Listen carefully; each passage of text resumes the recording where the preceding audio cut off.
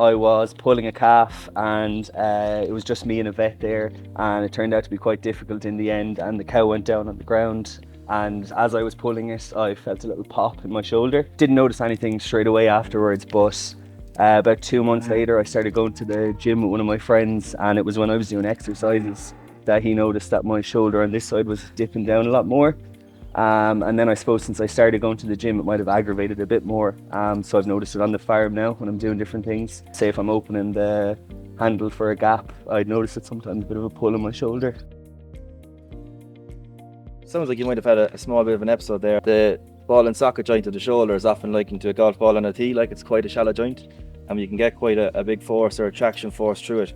You can get what's called a subluxation, where it just kind of comes out slightly and pops back in. I suppose best bit of advice I give you next possibly be to organise a scan to see is there any extent of damage in the shoulder joint itself. Quite often times you can have secondary issues off the back of an incident like that, where you can get rotator cuff pain, which would often be exacerbated through different exercises, particularly overhead pressing and benching and that sort of thing.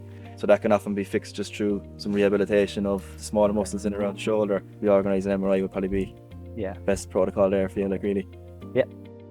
As a young farmer like yourself, trying to get back into the gym, what was your main motivation, or what was, I suppose, the thing that drove you to do that? Just general fitness, really. I actually did a health and safety course online for part of the farming, and they talked a lot about that, just basically how farmers don't look after themselves, and I suppose that kind of spurred me on to look after myself a bit more. So only there lately I started back running just on the roads around here and stuff. Yeah, I just noticed kind of little things that would be niggling me on the farm throughout the day kind of would be exacerbated more while I'm running, so a bit of lower back pain, shin splints and that kind of thing.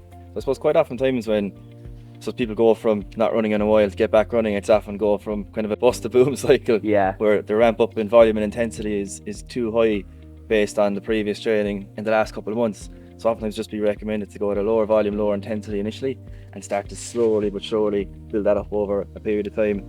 We'd often say start low and build slow, and aim to build it up over a course of a couple of weeks. Okay.